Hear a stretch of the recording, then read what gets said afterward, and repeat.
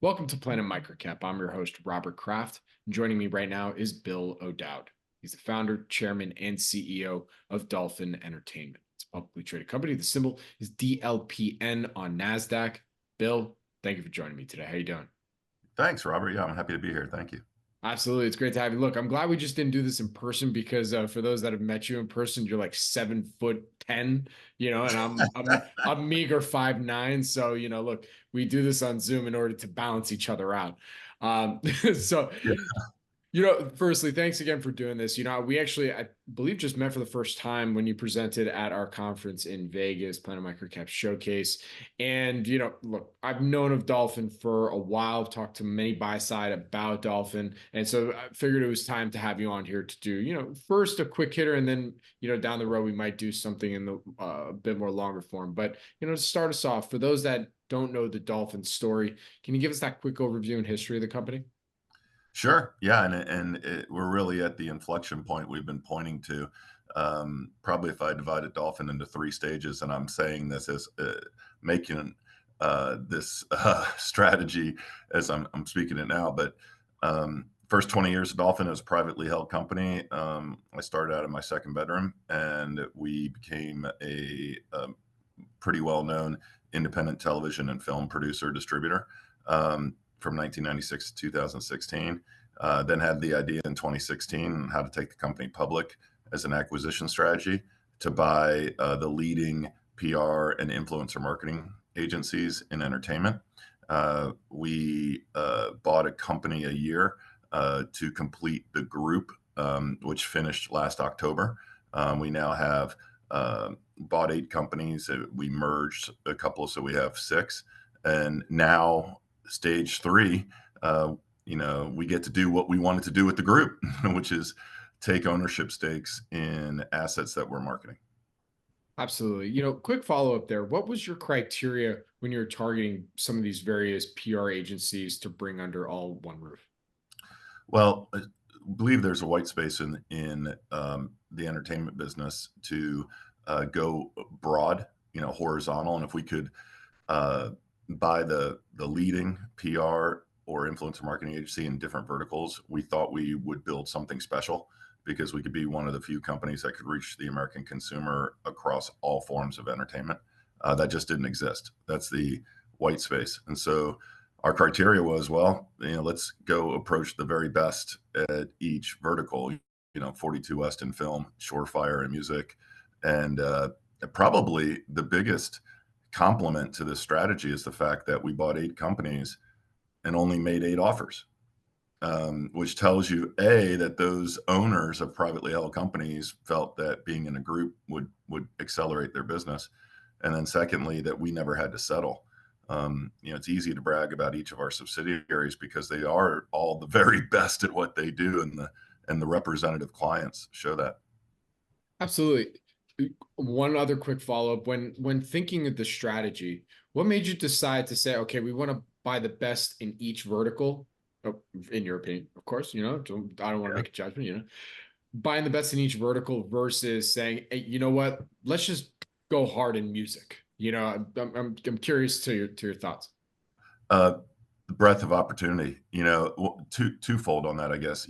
As we let's go back to 2016. The world was going to two insights. The world was going direct to consumer, and in our business, in the film and television business that I knew so well after 20 years, we could see where we are today. Then, streaming wars, right? Every studio is going to have a streaming service because Disney had announced they were going to pull their content off of Netflix, and there's only one reason to do that.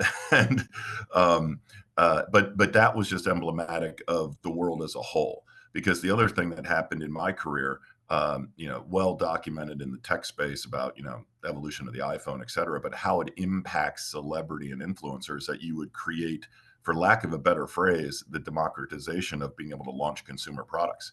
You didn't have to go through P&G or Unilever.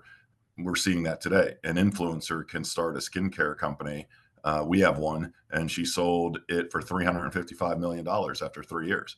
So that world, then those opportunities cross all forms of entertainment and all form of celebrity, and And then secondly, the people that want to work with us, we thought we'd have a big moat and a market advantage if we could offer to MasterCard or PayPal clients that were not traditional clients of any of our individual PR firms, but as they want to reach the consumer, now they can do it with the PR firm that represents James Bond on one side, or Bruce Springsteen on another side, or Rachel Ray on another side, and you just have breadth. Understood. So what would you say makes your strategy unique and different compared to maybe, because I would assume, and by the way, I was using music as an example in my previous question, Yeah. but what would you say makes your strategy unique and different compared to some of your peers that might also see that there's a little bit of white space out there in the PR world? Well, I mean, one, if Warren Buffett or Bill Gates came in tomorrow and wanted to replicate the strategy, the challenge will be that each of these industries only have two or three PR agencies or at scale. So, there just aren't uh, any to buy that are more than 5, 6 person shops, really, right? So we're 250 employees now, and we have the ability to handle the biggest of all of campaigns. But I think versus competitors, the ability to own assets that we're marketing is twofold. It's because we have that breadth that others don't have, that we can come in and say, we can launch consumer products in whichever vertical it has a primary one of our companies driving it, but they get the resources of everything else. So imagine launching a liquor, but being able to put it in the green rooms of Jimmy Fallon and Jimmy Kimmel. As silly as that sounds, that's a big deal. And if you're trying to create, word of mouth. So those types of things, I think, give us, and that was just one silly example, but at scale, that really matters. Absolutely. So wanted to actually, get into recent financials, or operating highlights. You guys put out your Q1 2024 recent highlights.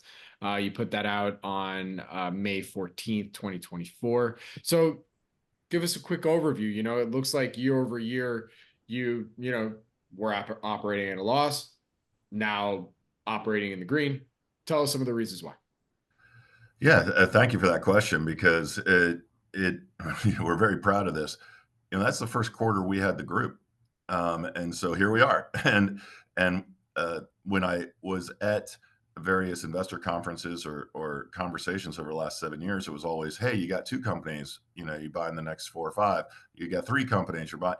Well, now we have all the group complete, and the results show, record revenue by a large margin, I might add. Um, Profit, adjusted operating income, right? Which is how we measure ourselves, how operating profit or loss once you back out the non-cash expenses. And that's really the reason. And our thought from day one, back when this strategy occurred in the summer of 2016, and we bought 42 West in March of 2017, and then we uplisted to NASDAQ. Our thought was, could we build a better mousetrap for a microcap? Like, if we could get through the building of the group, then we'll be a microcap that has steady revenue. We'll do $50 million this year, that will be operating income positive. And then we have the optionality of taking these ownership stakes in assets that, if successful, are enormous catalyst to a company of our size. So that's the Dolphin investment thesis in one sentence. Very good. And real quick, you mentioned your background briefly, but prior to founding Dolphin in '96, can you give us a little bit more as to your background? Did you have a background in entertainment, tech? I'd love to hear more.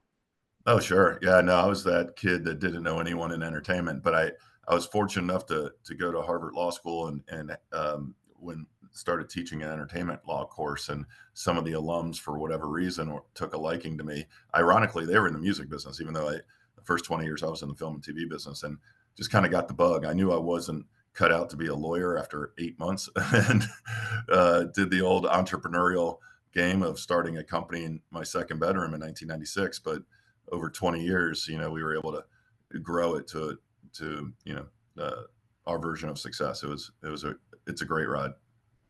Absolutely. All right. So final question for you here today, Bill, from what you can tell us, what would you now that as you said, the group is complete, the acquisitions are made, now we're running. What would you say are some of the maybe additional inflection points or value catalysts you would like folks to be better aware of moving forward? Well, we're going to try and get good at communicating the number of catalysts that we're going to have. Over the last 7 years, there was always a catalyst a year because we bought one company a year for that was to build the group, and we'd point to it and say why it was strategic and how it complements the other assets we own. Now, the pace of the catalyst is going to increase 3-4-fold because we're going to start announcing the assets that we have ownership stakes in. So, we own Midnight Theater in Manhattan that just got new operator Oakview Group in, the enormously well-known global leader in premium spaces. We own with IMAX 50/50 the Blue Angels, the movie that was just in theaters that was wildly profitable for us and a mega hit on Amazon, #1 movie over Memorial Day weekend as a documentary. And we own Rachel Ray's Jet, which we ideated with her and have an ownership stake in that. So the opportunity, those are 3 in the first half of this year. So I think that pace of catalyst is going to increase tremendously, and as people get to know our story, they can look for the next one. For sure. And real quick, what was the name of the Rachel Ray product again? Just because there was a little quick zoomy cut out there. So what was that again? I want to make sure it was clear. Sure, I apologize. Staple Gin. Staple Chain. Got it. Cool. I also just wanted to clarify, the company when looking at the financials, it's you had positive income from operations, but just to be clear, like there was still a net loss, but it was, because of our depreciation and yeah, amortization costs. Yeah. yeah. So just making sure it was clear. So with Yeah. that, Bill, where can our audience go and find more information on Dolphin Entertainment to follow along in the story, continue seeing those updates and catalysts and whatnot? Well, of course, our website has a whole IR page, but in addition to that, we're covered by Maxim. Alan Klee covers us. He writes coverage notes after every quarter. So that could be another source for people to learn about us. But you could also reach out to James Carbonara, our IR rep at Hayden IR, and happy to do one-on-one calls or give you more information. Very cool. Well, Bill, thank you so much for joining me today. Really do appreciate it. Good luck. Stay safe. And I look forward to our next update. Thank you. Thanks, Robert, for having me on. Thank you.